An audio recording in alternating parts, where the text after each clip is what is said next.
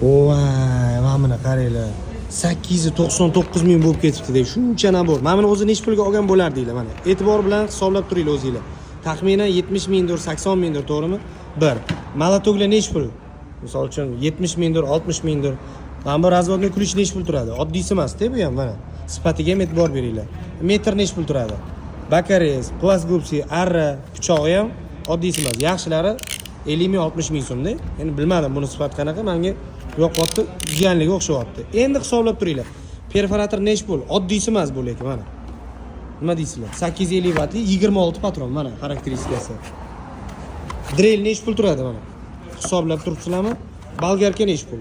Hamma narsasi bitta chamadonda, u yoqda yo'qolib yoki changib o'g'irlatib qo'ymaysizlar. Bitta chamadonda turadi, yo'qolib ketib qolmaydi. 899 mingga arziydimi yo'qmi, nima deysizlar? Eng qizig'i bulardan jam unaqa ko'p emas, sonlari chegaralangan. Ulgurdi. Pastiga nomerlarga telefon qilib, buyurtmani bersanglar bo'ladi. Mana. Keyslari ham cho'tki ekan lekin. Yoqdimi yo'qmi? Yoqqan bo'lsa like bosib, podpiska bosib qo'ying. Bundan keyingi instrumentlarni zo'rlarni o'tkazib yubormaslik uchun.